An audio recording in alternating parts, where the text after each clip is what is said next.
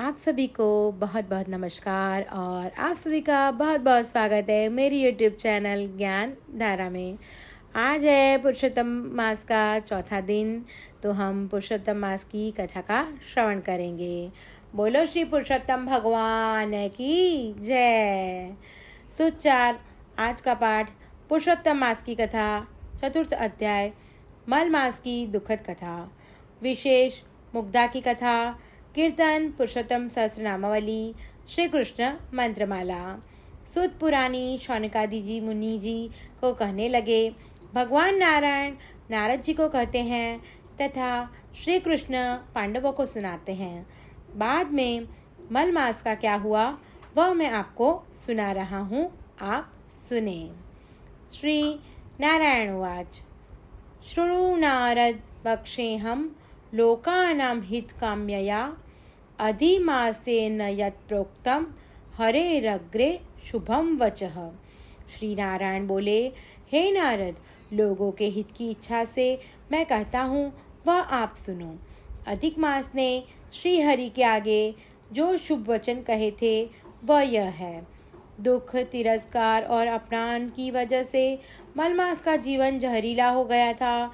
भगवान विष्णु जी के चरण कमल का स्पर्श कर उन्होंने अपने दुख सुनाने शुरू किए।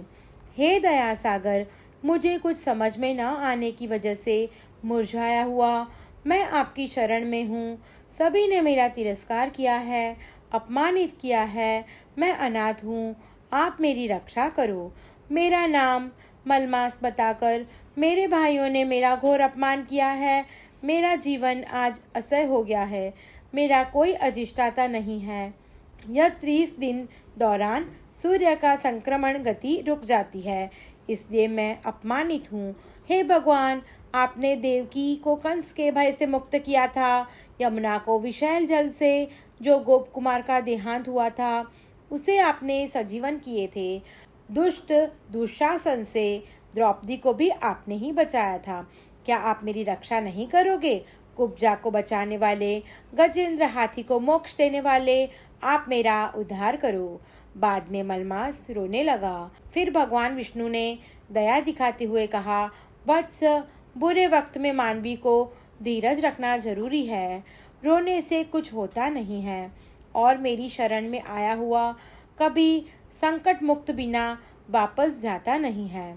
मेरे निवास पास आया हुआ कभी शोक, दुख, मृत्यु से डरता नहीं। मैं तुम्हें दुख से मुक्त करूँगा। तुम्हें जो कहना है वह आराम से शुरू कर। भगवान विष्णु जी के बढ़िया वचन सुनते ही मलमास को बड़ा आनंद हुआ। अपने 2 हाथों से नमस्कार करते बोले, हे परम कृपालु, मैंने आपकी समक्ष मेरा दुख बताया है। मेरा तिरस्कार न होने पाए। अन्य मास, पक्ष और तिथि के जो अधिष्ठाता देव हैं, मेरे मास दौरान शुभ कार्य हो सके ऐसी कृपा करो। लोग मेरा नाम मलमास बदलकर योग्य नाम से उच्चारण करें। आप दीन दयालु हैं, मुझे ऐसे मरण तुल्य कष्ट से बचा लो। बाद में मलमास मूर्छित होकर श्री भगवान विष्णु जी के चरण में गिर गया। इति श्री बृहन्नारद्य पुराण के पुरुषोत्तम महात्म का मलमास की दुखद कथा नामक चतुर्थ अध्याय संपूर्णम। अब पुरुषोत्तम मास की पावन कथा पढ़ेंगे। मुग्धा की कथा। अवंती में विष्णुदेव नाम वाला ब्राह्मण रहता था। उन्हें देवल और माधव नाम के 2 बेटे थे। दोनों जब बड़े हुए तब दोनों की शादी रचाई गई। देवल की पत्नी का नाम रूपवती था। अपना जैसा नाम था वैसा गुण रूपवती में न था, लेकिन रूपवती कपटी और ईर्षालु, जबकि मुग्धा माधव की पत्नी थी। मुग्ध करे ऐसे गुणवान मुग्धा स्वभाव की अच्छी, भोली, दयालु और सुशील थी। समय आया और एक दिन विष्णुदेव बीमार हुआ। मौत उसे खींच गई। अब घर की सारी जिम्मेदारी दोनों भाई देवल और माधव पर आ गई। कुछ देर तक ठीक ठाक चलता रहा। एक समय आया, बाप ने बचाई धनराशि भी समाप्त हो गई, लेकिन दोनों भाइयों ने जीवन निर्वाह के लिए कुछ कसर न छोड़ी। यद्यपि भाग्य अपने पक्ष में नहीं था। इसी कारण कोई लाभ नहीं हुआ। दोनों भाई सोचने लगे, यहाँ हमारी विद्या की कोई कदर नहीं है। अपना भाग्य हमसे दूर भागता रहता है, इसलिए हमें विदेश जाकर वहाँ से धन कमाना चाहिए। विदेश जाने पूर्व माधव को हुआ, मेरी अनुपस्थिति में मेरी मुग्धा विवश हो जाएगी, बेचैन हो जाएगी, इसलिए मैं बड़ी भाभी को सिफारिश कर जाऊं। और वह भाभी रूपवती के पास जाकर कहा, भाभी जी, आप बड़े हैं, समझदार हैं, मेरी अनुपस्थिति में मुग्धा का ध्यान रखना, उसे कुछ बात की तकलीफ ना होने पाए। अगर उससे कोई भूल हो जाए तो क्षमा करना, साथ साथ मार्गदर्शन भी देते रहना। और दोनों भाई विदेश चल पड़े। यहाँ रूपवती ने अपना असली दर्शन बताना शुरू कर दिया। बिना वजह से वो मुग्धा को सताती, अनाप शनाप बोलती। एक समय ऐसा आया कि रसोई की वजह से झगड़ा शुरू हुआ और उसने मुग्धा की पिटाई की और धक्का देकर घर से बाहर निकाल दिया। मुग्धा लाचार हो गई। अपनी किस्मत का सारा कसूर निकालते वह दूर एक कुटिया में जा बसी। वहाँ जो लोग थे उनको बड़ा दुख हुआ। उन्होंने मुग्धा की हालत पर तरस खाकर कुछ चीज़ें प्रदान की, दाना पानी दिया। मुग्धा को कुछ राहत मिल गई। अपना जीवन बढ़ने लगा। समय आगे निकलता गया। मुग्धा बड़ी भोली और अच्छे स्वभाव की थी। कोई छोटा बड़ा काम बताए तो कर देती थी।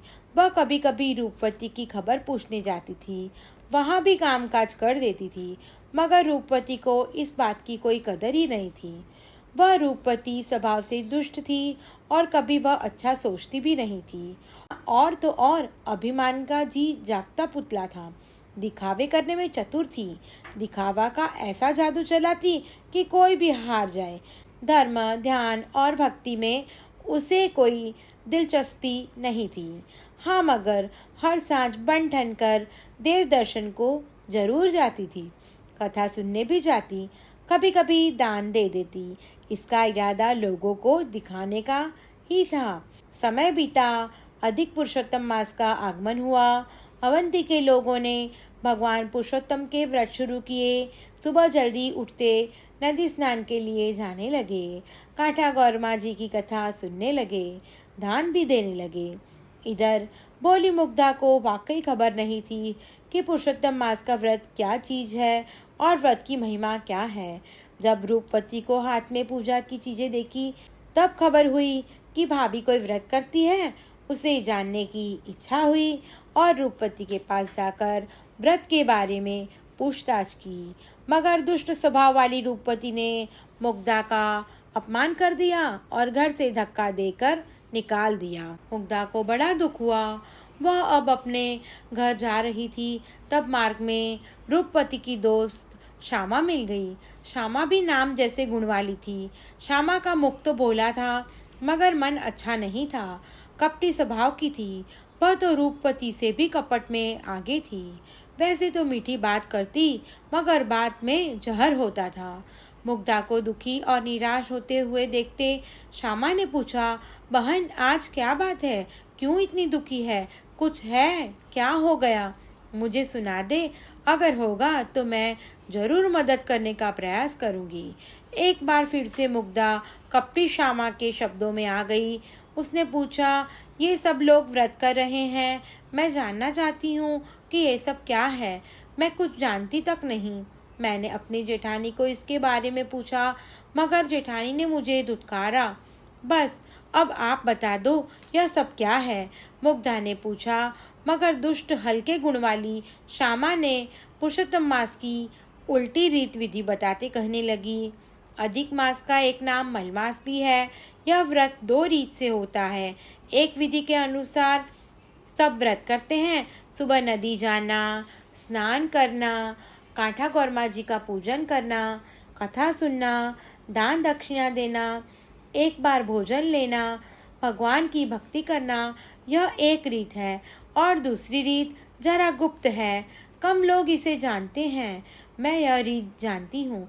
यह रीत तुरंत फल देती है और दुख दूर भी करती है। अब मुग्धा ने श्यामा को कहा, मेरी बहन, यह गुप्त विधि वाला व्रत मुझे बता दो, मैं यही व्रत करना चाहती हूँ। श्यामा शठतापूर्ण हंसते हंसते बोल पड़ी, तो सुन, व्रत का संकल्प करते ही गंदे जल से स्नान करना, पीपल का पूजन भी गंदे जल से करना, दिन में 3 समय खाना, तली चीजें खाना, मसालेदार खाना, किसी को भूल से भी दान नहीं देना, अगर देने की इच्छा हो जाए तो बहुत छोटा सा दान देना। जब तुम इतना करोगी तो तुम्हारा सब दुख दूर हो जाएगा और तुम सुखी सुखी हो जाओगी, समृद्धि तुम्हारे कदम चूमती आएगी। मुग्धा पहले से ही बहुत भोली थी, श्यामा के दिल बहकाने वाले शब्दों में आ गई। श्यामा ने बताए गए मार्ग अनुरूप व्रत शुरू कर दिया। हर सुबह ठंडी में एकत्र गंदे जल से स्नान करने लगी, वहीं गंदे जल से पीपल की पूजा करने लगी।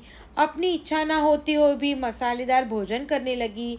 आखिरी दिन आया तब मुग्धा ने जाकर श्यामा से पूछा, बहन, तुम्हारे बताए गए मार्ग के मुताबिक मैंने व्रत संपन्न किया है, क्या अब भगवान पुरुषोत्तम प्रसन्न हो जाएंगे?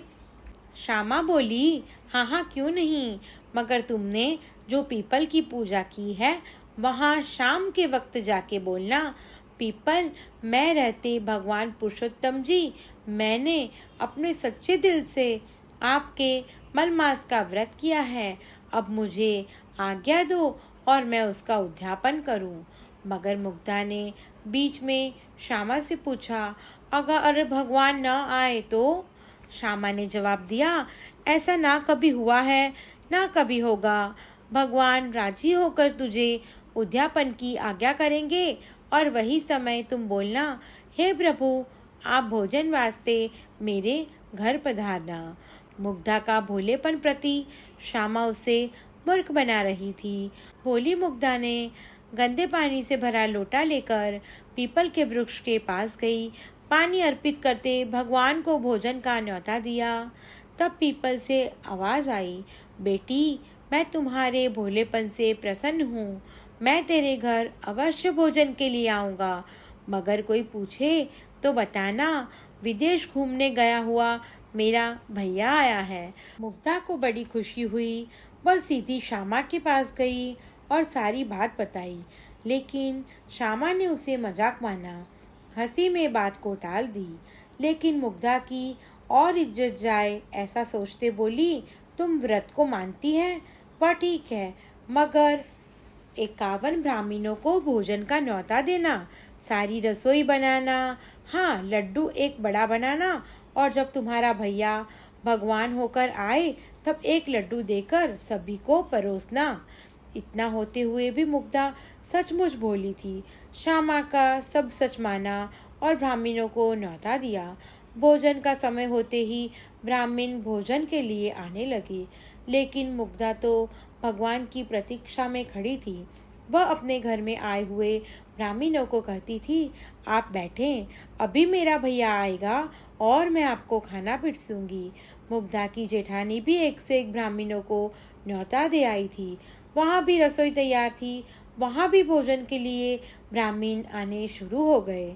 समय बीतता गया, मुग्धा को चिंता होने लगी। वह मनोमन भगवान श्री पुरुषोत्तम जी को याद करने लगी।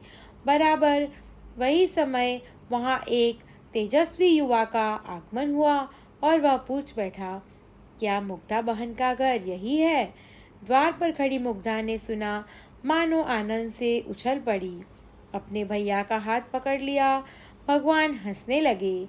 मुग्धा बोली, भैया मेरे, आज बहुत दिन बाद हमारे यहाँ पधारे हो, आप यहाँ बैठें, अभी मुझे ब्राह्मणों को खाना देना है। मुग्धा भगवान को अपने घर में ले गई। जो एक लड्डू बनाया था वह देते हुए कहा, भैया, एक ही लड्डू में से सबको खिलाना है। बाद में भगवान ने एक बड़ा पात्र लिया और लड्डू पर कपड़ा रख दिया। बाद में परोसना शुरू किया। भगवान पूछते जाएं, लड्डू रखते जाएं, साथ में और रसोई दी जाए। रसोई में भगवान ने ऐसी मिठास भर दी कि हाजिर सब ब्राह्मण आनंद से भोजन का मजा लेते रहे, खुशी खुशी खाने लगे। आमंत्रित सब ब्राह्मणों ने भोजन समाप्त किया। तब अपने जिस पात्र में भोजन किया था वह में से एक पात्र सोने का हो गया। मुग्धा ने एक एक को सोने का पात्र दे दिया। ब्राह्मण अपने को सोने का पात्र पाते ही राजी राजी हो गए, खुशी से मानो उछल पड़े। ब्राह्मणों ने मुग्धा की जयनाद लगाई, उन्होंने आशीर्वाद भी दिया। एक और रूपवती के घर में आए हुए ब्राह्मण भोजन के लिए बैठे, मगर ये क्या, लड्डू तो मिट्टी के थे। वो सब आग बबूला हो उठे, खड़े हो गए और समझने लगे रूपवती ने हमें घर बुलवाकर हमारा अपमान किया है। बाद में सब फिटकार बरसाते चले गए। अपने घर में बने लड्डू मिट्टी के कैसे हो गए? रूपवती को बात समझ में ना आई। कुछ देर बाद मान लिया कि यह सब भगवान का काम है। पुरुषोत्तम जी जरूर नाराज हो गए हैं और लड्डू मिट्टी के हो गए। थोड़ी देर बाद अपने कानों के पास मुग्धा की बात आई। सोने का पात्र दक्षिणा में दिए, तब वह मान गई कि भगवान श्री पुरुषोत्तम जी ने मुग्धा पर कृपा बरसाई है, जबकि मेरा काम बिगाड़ दिया है। अपने घर से सब भोजन बाद चले गए। तब मुग्धा खाना खाने बैठी। तब भगवान ने कहा, तुम भी लड्डू का प्रसाद लो। मुग्धा ने जैसे लड्डू का छोटा सा भाग खाया और न जाने चमत्कार हुआ, उसका भोलापन दूर हो गया। वह तेज बुद्धिमान बन गई, अपने चेहरे पर रौनक छा गई। मुग्धा ने भाई के रूप में आए पुरुषोत्तम जी भगवान को जान लिया और चरण पकड़ती बोली, हे नाथ, आपने मुझ पर बड़ी दया बरसाई है। आप अपने असली रूप में आकर मुझे दर्शन दो, मेरा कल्याण करो। मुग्धा के वचन सुनते ही भगवान पुरुषोत्तम जी प्रकट हुए। दर्शन और आशीर्वाद देते कहा, कुछ समय में तुम्हारा पति बहुत सा धन लेकर आएगा। तुम्हारे पुण्य प्रताप से घर समृद्धि सुख से छलक पड़ेगा। जीवन के अंतिम चरण में दोनों एक साथ वैकुंठ प्राप्त करोगे। दुष्ट श्यामा के कहने पर तुमने गंदा पानी जहाँ छोटी सी कुंडी बनाकर स्नान किया था, अब वह मुग्धा सरोवर नाम से जाना जाएगा। जो कोई भक्त वहाँ स्नान करेगा, उनके सब पापों का अंत हो जाएगा। मुग्धा अपने दोनों हाथों नमस्कार की स्थिति में रखते हुए खड़ी थी और बाद में भगवान अदृश्य हो गए। यह बात देखते ही देखते सारे नगर में फैल गई। नगरवासी मुग्धा को सती समझकर दर्शन के लिए आने लगे। रूपवती के कानों तक यह खबर गई। वह बड़ी दुखी हुई, अपने किए कर्मों पर पछताने लगी और वह सीधी गई मुग्धा के पास और माफ़ी मांग ली। बाद में देरानी और जेठानी दोनों एक साथ मिलकर रहने लगे। विदेश गए हुए उनके पतिदेव भी आए, साथ में ढेर सारे रुपये लाए। अब तो गांव वालों ने श्री भगवान पुरुषोत्तम मास का व्रत का संकल्प लिया। आत्माओं के आत्मा हो, हे विभुवर वेदात्मा हो, पूर्ण ब्रह्म परमात्मा हो, श्री कृष्ण शरणम मम, श्री कृष्ण शरणम मम। देवों का देवत्व आप हो, सात्विकों के सत्व आप हो, चंद्र सूर्य का तेज आप हो, श्री कृष्ण शरणम मम, श्री कृष्ण शरणम मम। तेजस्विनी रिद्धि आप हो, तपस्वियों की सिद्धि आप हो, बुद्धिमान की बुद्धि आप हो, श्री कृष्ण शरणम मम, श्री कृष्ण शरणम मम। बोलो श्री पुरुषोत्तम भगवान की जय। आप सब भी मेरी यूट्यूब चैनल ज्ञानधारा को लाइक, शेयर और सब्सक्राइब करना ना भूलें। धन्यवाद।